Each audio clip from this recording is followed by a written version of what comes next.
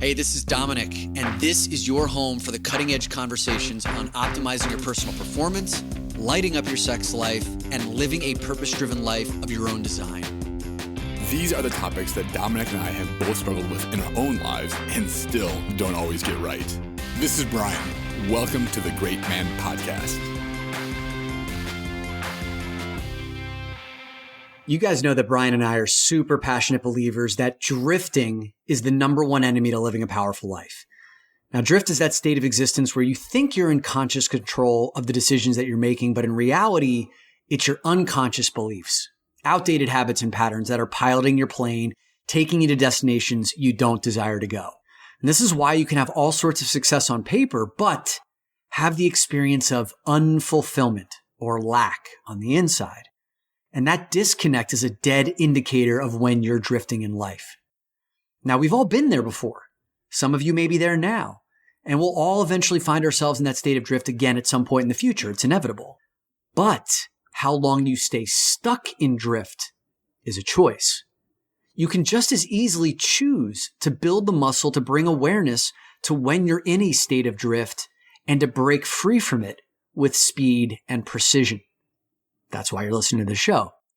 And when you're able to do that consistently, you start to live a life of your own design, a life that you're inspired to live. So today, we've got one powerful brother who's broken through drift time and time again to create a life that he loves living. And I'd like to introduce you to my friend, Rajs Jana. So who is Rajs Jana? Raj is an entrepreneur and investor who owns stakes in 9 companies.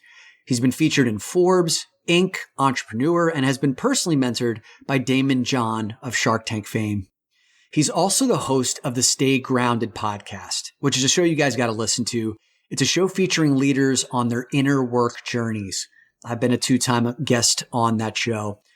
Now, Raj is the son of Indian immigrants who came to this country with less than $60 in their pockets.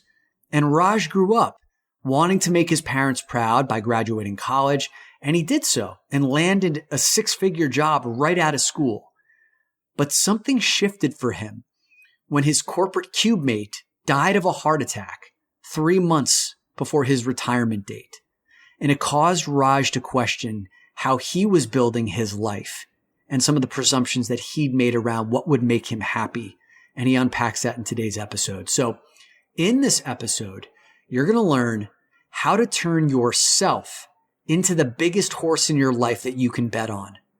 Raj will share the number 1 book that helped him break free from his conventional, predictable life and started to inspire him to build a life of his own design. He'll talk about how he turned his cubicle job with a side hustle into a multi-million-dollar business within 1 year.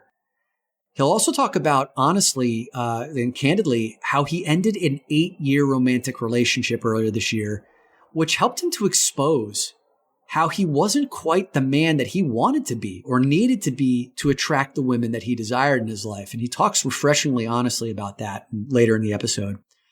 And he says how you need to be honest with yourself about who you are as a man today and whether that man that you are today is up to the task of creating what you desire in your business and in your relationship lives.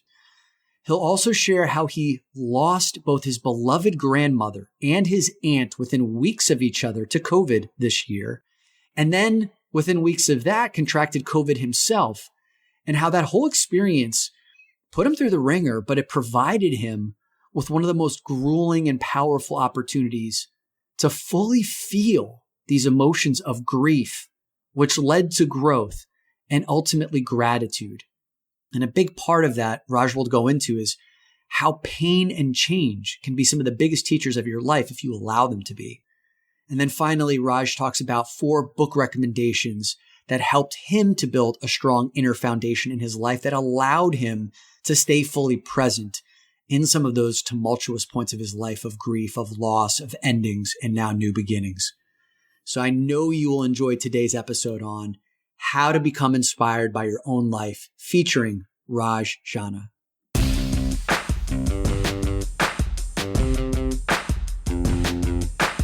Well, Bryan, I think we learned that one of the least compassionate things we could do to our guests who is a round of Wim Hof breathing to someone who, there it is. There's the consequences. who is recovering from COVID. I gotta be honest. Anybody that thinks COVID isn't real, Raj is barely living proof of it.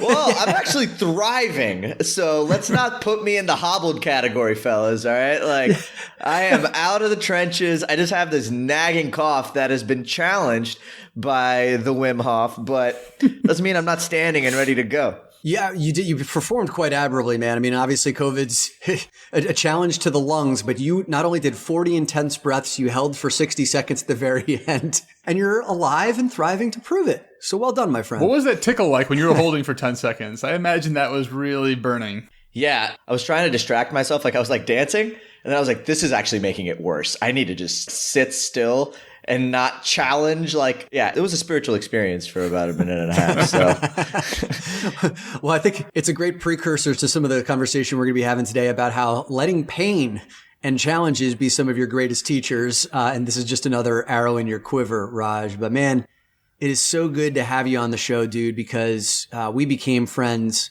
in a mastermind that we're a part of called the Frontier Club. I think we've been a part of, at least you and I have a 2 or 3 year friendship now. I've been a multiple time guest on your show, Stay Grounded, which is awesome. And I have to say, I'm intimidated by how amazing your hair is. It's Amazonian and it's like it's full, it's flowing. I'm sure the ladies love it. But with that, man, like, why don't you start with a little bit of your history as the son of an immigrant, someone who's built a really successful business career, kind of conventionally breaking free from that mold, and then, you know, a big revolution over your last year that we're going to dig into. Yeah. Wow. One, thank you both for having me here. It's an honor and a privilege. So my background, my story, my first company I started when I was a petroleum engineer. So I used to be a petroleum engineer in my past life, went to school for it, started working in New Orleans right out of school, but I wasn't very fulfilled. I had gotten a petroleum engineering degree because it made a lot of money. And at the time I wanted to do that and I wanted to make my parents proud. And it was like the way to do it, you know, just get a job that makes a lot of money. You're successful. You've made it. You'll have all the things that you're supposed to have in your life. But I just didn't have that passion, that purpose, that calling. So I started dabbling in entrepreneurship. I started buying courses on the side, teaching myself how to do side hustle stuff. Read the 4-Hour Workweek, changed my life, made me realize that there was a whole world of online learning and possibility and just like, it's just a world that I wasn't familiar with. So back in 2014, I started dabbling. Back in 2015, I launched my first company, which was a coffee company. And at the time, it was still just a dabble. All I was doing was just dabbling on the side, just trying to make a few extra bucks and potentially one day leave and become an entrepreneur. And then about 4 months after I launched my first product with JavaPress, I had a mentor who worked about 37 years at the same company, a guy named Jerry Markowitz. He was my cubicle mate. He was a geologist. I was a petroleum engineer. We worked together. And a guy that worked 37 years at the same company and was 3 months away from his retirement date when he dropped dead of a heart attack. Oh. And I still remember that date being one of the most transformative reminders of, and death has been just such a fascinating part of my journey, but that was the first time I'd really been intimate with death, like somebody that I had known, that I'd spent so much time with, and to be pulled away from the finish line that close was just such a heartbreaking reminder for me that there's no guarantee in life. There's no guarantee that even if you do everything right, that you're going to get out on the other side having everything you deserve. And I just remember his wife coming in the next week to clean out his cubicle, and she was like learning things about his life. And it was just such a sobering reminder that I did not want to wait and I didn't want to waste time.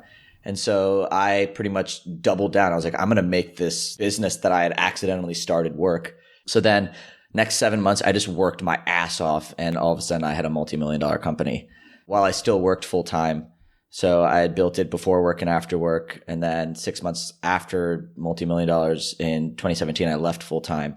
And then ever since then, I launched the Stay Grounded podcast to spread more messages about that. Like Jerry really inspired a zest for life and a depth for this moment and an appreciation for the things that are in front of me that I wanted to inspire in others. I couldn't tell people to quit their dream jobs and go travel the world or empty out their 401ks to go buy their dream cars, but I could inspire people to live fully in every moment. And that's how Stay Grounded started.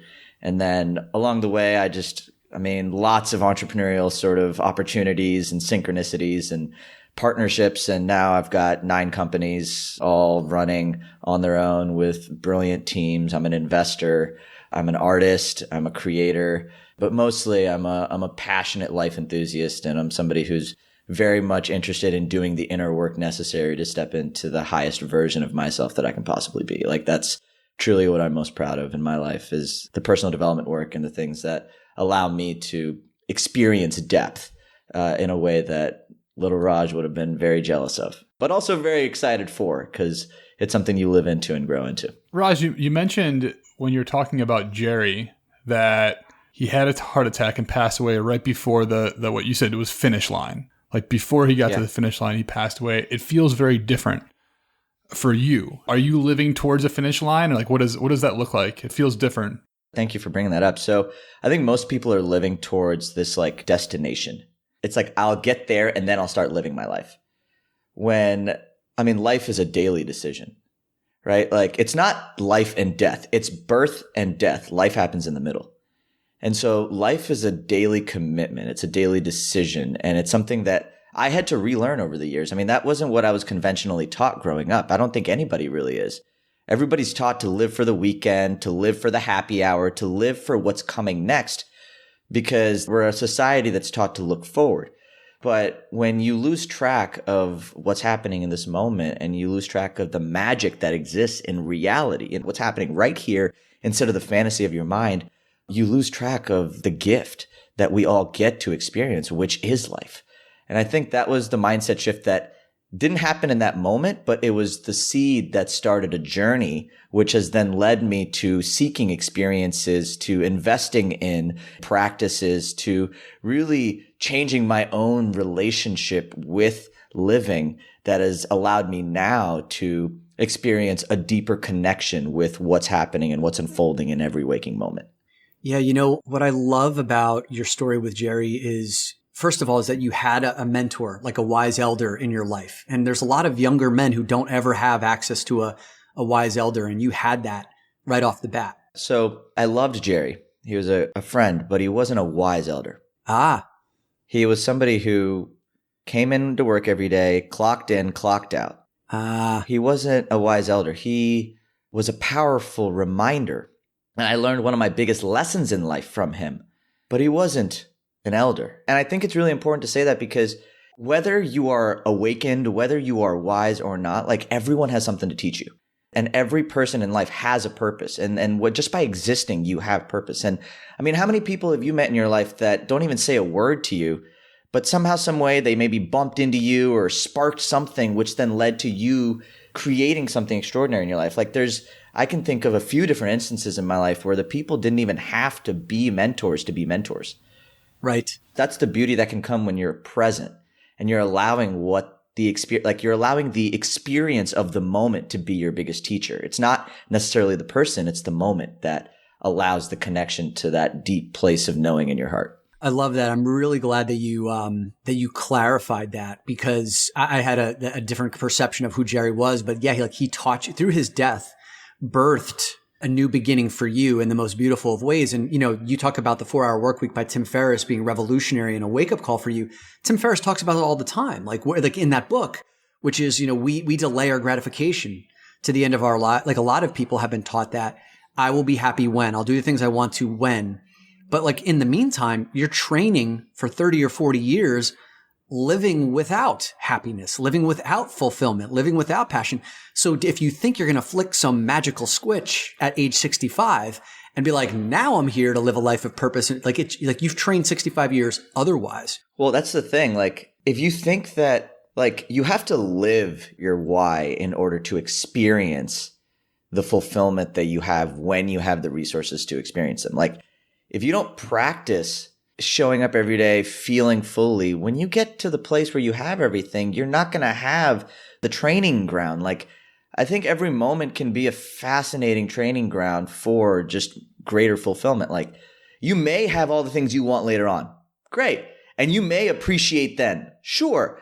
But that's also not guaranteed, because you could die tomorrow. It's not guaranteed. Like, if this year has taught me anything, it's that we actually have zero control We can't control anything that's happening outside of us. That was the biggest wake-up call that Mother Nature ruthlessly and beautifully reminded the entire world. But we can change the way we respond. We can change the things we pay attention to. We can change our compass and what the voices that we're personally drawing our strength and inspiration from. But we cannot change what's happening outside of us, and we cannot expect life to give us exactly what we want in every moment.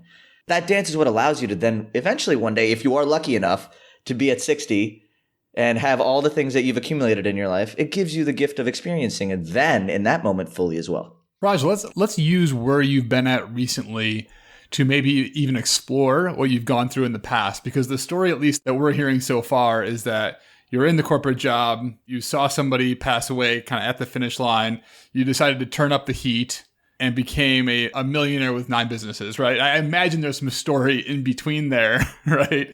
In terms of getting there. And I imagine that based on where you're at right now, you're still going through this evolution, this transition. And I'm really curious about whether that's looking backwards or even looking at where you're at right now. Like, what has that been like? How does one go from someone that's like stuck and unsure to living daily? So I'll say this. When I started this year, I had 2 companies. So change happens really fast. And I want to say that because most people think that it's a gradual climb to where you want to be in your life. But that's not how time works. Time is just a man-made construct to make sense and add order to something that is actually not linear at all. You can have a life-changing experience. Like, I think I read some quote actually rolling around on the internet. It was like, there are decades where nothing happens, and then there are weeks where decades happen. Yeah. Right? Like, and that this year has felt like that, where there's just like so much growth, so much chrysalis, so much rapid transformation that's happening because people are going inward. And I think when you start to think about growth as like, it's not necessarily going to happen gradually. Like, thinking that growth happens gradually is you trying to control the timeline of growth. But when you're truly actually growing, like, the breakthroughs can be exponential once you actually have the right breaking points. So like, for me, one of my biggest breaking points this year was actually ending an 8-year relationship that I wasn't fulfilled in, that wasn't in alignment with the life that I wanted to live. And it was a huge it was a huge opportunity for me to actually start doing the inner work, which was clearing out all of my own imbalances, my own sort of wounded masculine and feminine energies, really learning to integrate and become a more whole entity, if you would. You know, prior to that, my journey was really about the mind. It was about accumulating skill sets. Between leaving my full-time job and the breakup, really that period of time was like full on, how can I accumulate as many skills as I could? It was like preparation for what happened this year. So like, you know, the last 2 years, did I have massive growth in business? If you look on paper, no. Like, my revenue numbers didn't really grow that crazily. Like, the things that I was like doing as on a holistic scale wasn't like, I didn't experience that growth, but I was growing. Like, I was investing. I was, you know, going to the masterminds, investing in the coaches, having the teachers, failing, you know, all the things. But then when I had sort of did like almost like a chiropractic adjustment, like a cosmic one in some ways, like I made a declaration to live in integrity and choose a life of alignment. And I started decluttering all of the things that weren't mine and allowing myself to flow with life. That's when growth started really picking up. But I don't think I would have been able to experience all that growth if I didn't have the 2 to 3 years of me like punching and clawing and trying to figure things out and hustling and getting all that. Like, it all served a purpose for the big sort of monumental shift, which was actually just returning to truth within myself. I think that's really important what you bring up here, Raj, especially because we can, as men often, we can narrow our focus of growth to like how much money we're making, how big is our business, you know, like those kinds of things. And if that's the only metric that you're measuring in your recent experience, you're like, yeah, the revenue numbers were kind of moving up a little bit, but it wasn't exponential. But the exponential shit that you were growing in was your inner foundation, right? Like connecting to yourself. And like most of us don't measure, quote unquote, that stuff. So I would just say for the men who are listening, you know, guys that are listening to the show are inner work oriented. Oftentimes we turn to inner work because we want something in our romantic lives or we want something in our business life. And sometimes like those are lagging indicators of the growth that we're actually experiencing internally, do not underestimate the power of fortifying your inner foundation. Because Raj, like as you're talking about in your own life, yeah, it may seem like, years go by, but then all of a sudden there's that boom, cataclysmic moment where there's growth. How about we take a turn to some of the loss, like the death? I know this is a passionate topic of yours, and you experienced some significant loss this year. Yeah. What did you lose this year, Raj? And then what did you learn from it? Yeah. So, and I just want to add just one of the things that you mentioned, which I thought was really important. Like, you are the common denominator in every part of your life.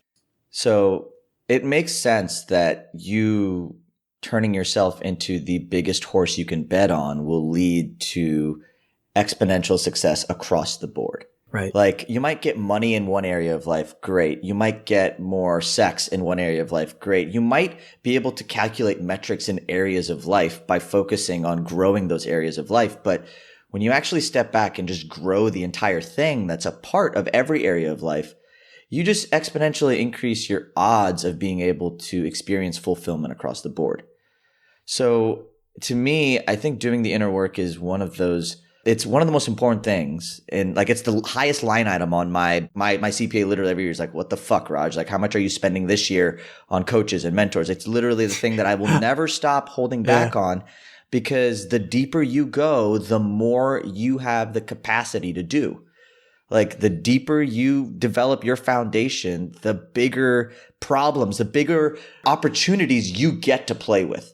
And the more magnanimous women you get to attract and actually hold space for. Like, every area of your life, the more work you do on yourself, the more you get to actually experience the richness of life, because you have no idea what the fuck life wants to give you. You seem like a guy that's like totally lit up. I mean, I love the smile and the energy that you're bringing here. And I'm curious, like, what's a word? So if you had to give us a word of that, how you feel now compared to cubicle Raj, like the Raj that was next to Jerry, what is that word? Well, I'll say this and then I'll get back to Dom's question, because I think it's part of everything, right? Like, I think I have had a set of experiences that have now allowed me to be grateful, ecstatic, and honored to have the privilege of living this life. Like, truly, truly, truly, I really do believe that 5 years ago, I took my life for granted. I took a lot of things in my life for granted. And now I have trained myself to find so much brilliance in what's in front of me. Like, presence has been such a valuable teacher for me. And I think that energy of presence is what you're experiencing in this moment. Like, I don't want to be anywhere else right now. I am so grateful to get to know you guys, that I get to be here. I get to do this, man. We get to do this shit. Like, are you fucking serious? Like, we get to wake up every day and create. We get to wake up every day and love. We get to wake up every day and appreciate the beautiful woman that's walking across the street. We get to wake up every day and smell the coffee. We get to wake up every day and truly connect with ourselves. Like, my gosh, what a privilege to be alive, and what a privilege it is to appreciate and love and just accentuate precious gift that is life. Like, that's what it is. I don't know if I have a fucking word for it, but maybe a paragraph. That was all the words. I got a word that I'm feeling for you. Zest. Like, you've got this fucking zest for life. It's magnetic. There's a fire to it. Like, you're constantly blown away by life and intrigued by life. There's a zest that I feel from you. I love that. I will receive that. That's a zest. I'm in awe. That's what they say in Austin. I receive that. I received that. Hey, man, that took a lot of work. That took a lot of work to receive compliments. So I fully. But well, wait. Brian's got a word for you. Well, fuck. Now that you said zest, all I can think of is like zestfully clean. I think there's a commercial from the 90s. Of the entire paragraph that you gave us, Raj, I think that your appreciation for right now is something that I can feel in you. And I can imagine as you go from this podcast to the next thing in the day and to the next thing the next week, that you're just picking up on it all. It's like your antenna is fucking huge. And I don't mean that dick-wise. that may be the case. But I mean, your antenna is just like what you're picking up on. Your awareness is huge. And then you're seeing all these opportunities and you're building on that base that you've done over the past, few years. So that's, I think, just like this presence and awareness. Yeah. Well, I think on that note, like everything you want already, I found that like practicing appreciation every day has been one of the most important exercises for me. Like morning routine, like rituals, really grounding myself in gratitude. And that has accidentally allowed me to see gifts when gifts aren't readily available. You almost get to just like when you're sitting next to somebody and you're looking at the same thing, you elevate your capacity to see the beauty in what's in front of you, which I think took a long time. Like it's taken years of me practicing that and really truly embodied. And now it's embodied. Now it's a more felt experience. But that's truly what it is. And anybody can get to that place by, like, I think appreciation, active appreciation is one of the biggest gifts that anybody can give themselves. And it makes you a much better entrepreneur, a much better, like anything. Like you name a lover, a father, a brother, I mean, a creator, like it adds, because you can see more with what's in front of you, which makes you much more versatile, much better at connecting dots. A much better opportunist because you can actually see gold when everyone else just sees dirt. It creates a richer life. I just think that being grateful is way more fucking fun than being the opposite. It's just way more fun. And really truly like, kind of touching on Dom's question, or like, so just to let everybody know, the last few months have been very difficult for me. I ended up losing my grandmother very rapidly to COVID related complications. And then 2 weeks later, I ended up losing my aunt to COVID-related complications, had to go home.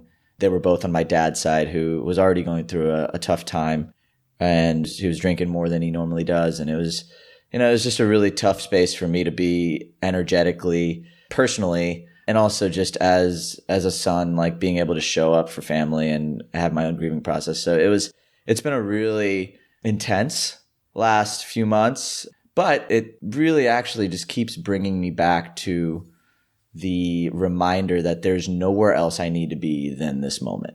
Talk about that, Raj. I feel like this moment here, like you've gone through deaths in the family. It sounds like a relationship has come to an end. I know you got COVID, so you weren't feeling well. Yeah.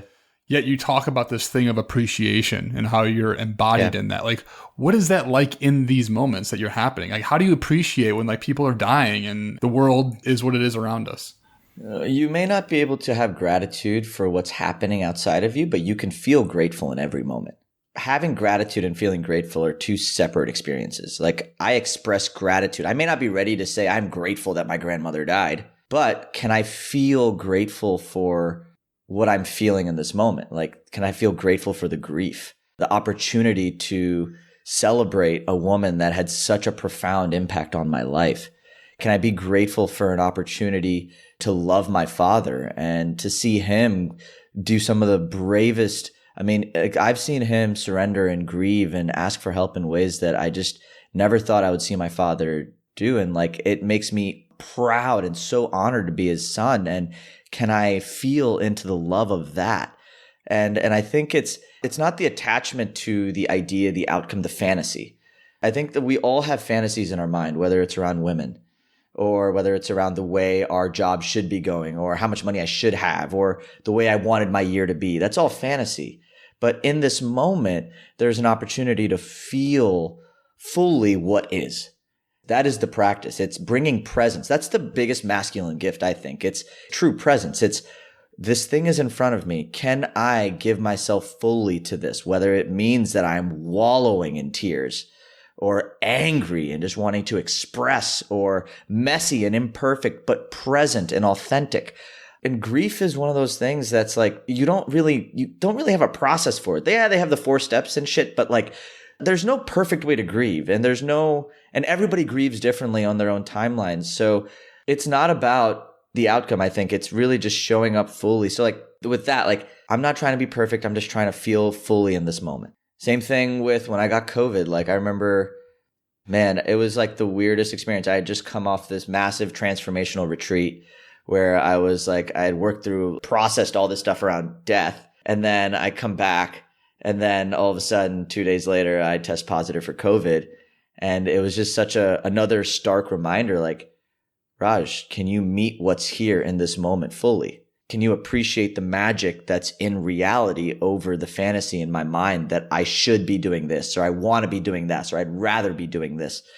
It's surrendering to the flow of the universe, which I think is the ultimate dance with the divine feminine. Like, the feminine is life. It's everywhere. It's what the appreciation, I think, for me has taught. Like, me practicing so much appreciation has taught me to appreciate life in all of its beauty and forms, and its ruthlessness and its recklessness and its beauty and its charm.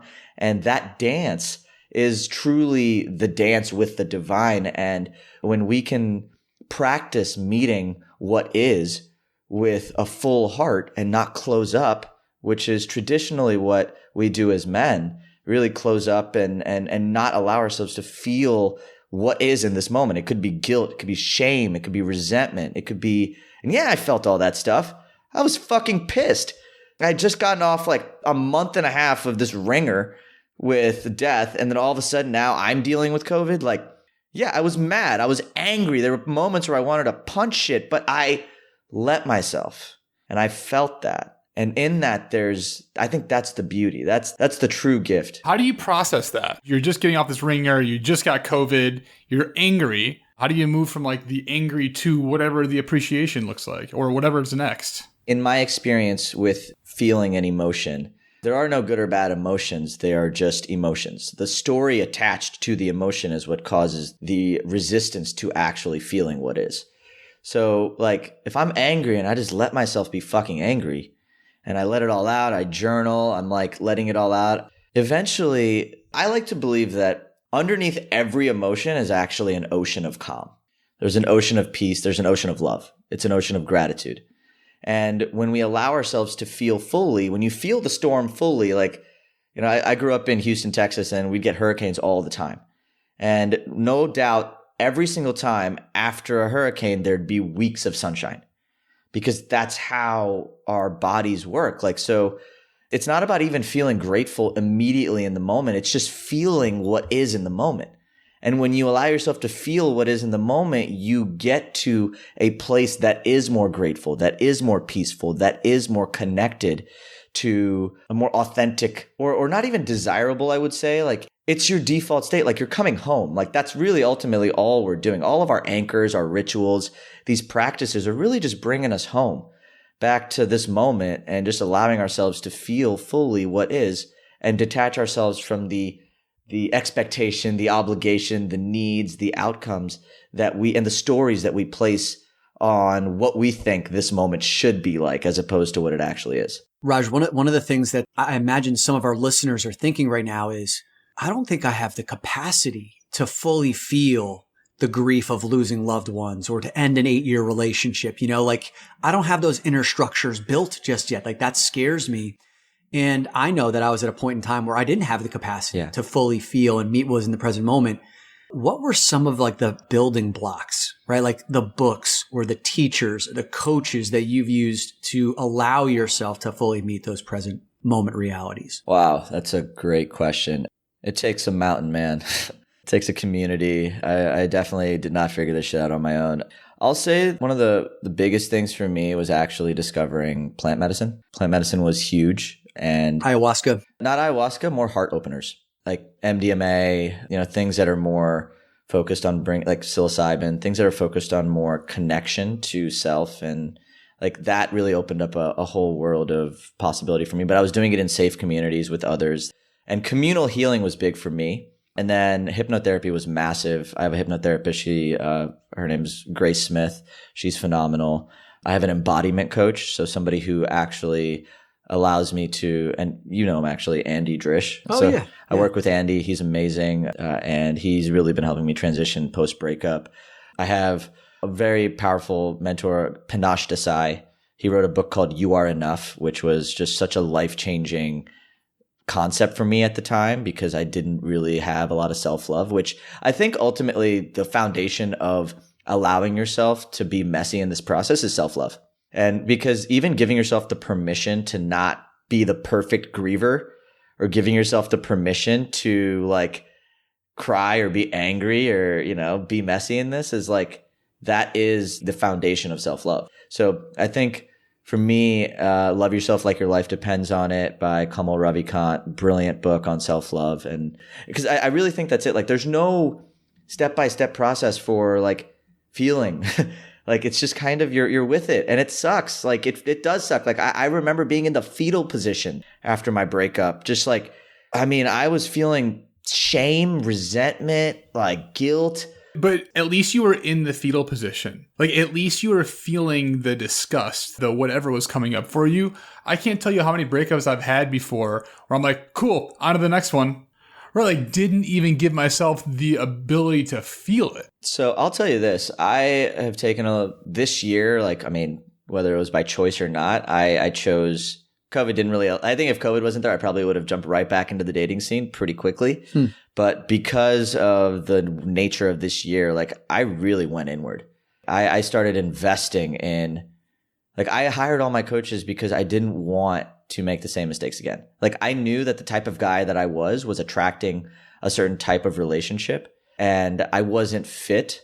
I wasn't, and that was the hardest pill to swallow. Like actually, that was the hardest pill to swallow, that like I'm actually not fit for the type of women that I want to have in my life. Like I want goddesses, I want queens, I want these women that like, this is a great practice for anybody in general. Like if you want to like think through like most people, like visualization for me, it's like, what do I want in my life? Okay, I want the successful business. I want the girl. I want all this stuff. Well, most people don't think about who they need to be in order to actually handle that reality. And when I did that practice with dating and women, I was like, dude, you're a little boy right now. Like you do not have the capacity to hold the space for a woman that is like that. Like and I had to get honest with myself. And that was the biggest slap in the face. It was like, the biggest ego death that I experienced was just the recognition that, shit, I'm actually not that fucking great. Like, I'm really not. But that also was liberating in some senses because it allowed me a foundation to build from. And then it was baby steps. It was like, all right, each week, like, how can I start to change? Like, who are the mentors that are going to help me kind of heal and become aware of my patterns and do the rite of passages necessary to truly step into the next level of leadership? One of my favorite books, we've talked about this, Dom, but King, Warrior, Magician, Lover. Yeah. Right? Like that book was life-changing for me. The Way of the Superior Man was life-changing for me this year. Like really, because I've been so focused on that. Like I really wanted to elevate my own capacity to serve the feminine for me. It was tough, man. I'm not going to lie. Like it was really, really, really hard. But I'm grateful that I took the time, am taking the time. I'm not even close to perfect by any means, but I'm so grateful that I've been taking the time to really work on myself. Because you're right, Bri. Like it's so easy to just get going and just keep saying yes, especially when you're like a male that has confidence, that can actually just pick up and go. It's really easy to get caught. But I am finding that slowing down and looking inward, no matter how painful, is actually leading to, again, me skipping timelines. Like I could make the same mistakes for 2 years, or I could spend 6 months to a year just cleaning out all the gunk, and then all of a sudden that girl just pops up. You know, like, so it's kind of like just from my experience and what I've seen so far in my life with business, that chrysalis period of like working on yourself and not getting the results that you want. It's not that you're not getting the results that you want. You're just like, you still have work to do. And when you're ready, shit will appear. Like there's no doubt about it. This was really helpful for me. Like the image of the stone cutter, you know, a big block of stone sitting between his legs. He's got the hammer and the anvil and he's banging on it. Yeah. One hit after hit after hit. And there's like no movement in the stone. But then on the 1,000th swing, the stone cuts in two. Yeah. It's not that all the progress happened on the 1,000th swing, right? It was 999 chipping away until that thing was able to move. And that's how inner work feels sometimes. That story is great, but it's missing one huge element, which is faith. Because if you're the stone cutter and you're on number 900 and nothing's fucking changed, like you got to have a lot of faith that if you hit that thing 900 more times, it might. And I feel like that's the piece. Napoleon Hill talks about this in Think and Grow Rich. He says the top 2 things that you need to change anything in your life, to get anything you want. Number 1 is building a burning desire, right? Not just desire, but a burning desire. Desire means like, oh, I should do something different. A burning desire means I must do something different, right? And then the second stage is faith. So if you combine a burning desire with faith, right? Faith that it will happen, faith that you'll find a way, faith that it will work, maybe not on your timeline, but it will work. Then there's nothing you can't achieve, because what the mind can believe or mind can conceive and believe, you can achieve. That's what he has to say about it. You know, I will say this, man, every hero's journey, every mythic, like you look at the movies that inspire you the most, look at the stories that inspire you the most. It's in those moments of true despair, true being pulled to your knees, that actually bring out the aspects of you that then you end up connecting with the most. Like, I love that you brought up faith as an idea, as a concept, as a way of being, because when you can truly embody faith, which can be done like over time, like practicing gratitude, it's for me been my way of embodying faith, that like, wow, this thing that I didn't want, I can look back on and see how it served me. This breakup, this failure, this loss, like, and I think the more you can practice the muscle of faith, the more you can meet life's challenges with presence. And you're not actually trying to change what is. Like, you can look at death and be like, oh, this sucks, but I want to be here. You can look at things that are undesirable and be like, this is part of my hero's journey. And when you can make that meaning and you can give, because we are all the heroes of our own stories. Like, we're writing every page, every single day. Fuck you, Raj. You're the hero of Bryan's story. That's how this is going. Well, you know, on that point, there's a great transition to the last question we have for you, Raj. So we gotta wrap this up. Is on this show, The Great Man Within, we talk about how there's two lives that we're living, right? We have the man who we are today, and then we have that great man within us. That's the best version of us. That's the hero you were just talking about. So from where you are right now, what parts of your great man are you working on most diligently, most passionately right now to bring out into this world? For me, it's presence.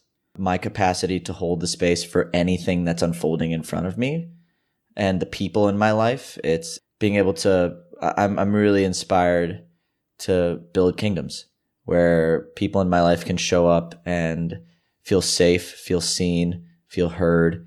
And my presence, I want my presence to inspire that. Like, no matter where I go, no matter what I do, no matter what I create, I'm working on myself and doing the necessary work so that I can meet life exactly as it is and show up fully with an open heart and inspire love through the way that I exist. And that to me is what I'm living into. That's what I'm working on every single day. And that's my North Star.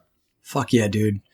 Man, we've had such an awesome conversation with you. And I know that our guys are going to want to check out the Stay Grounded podcast.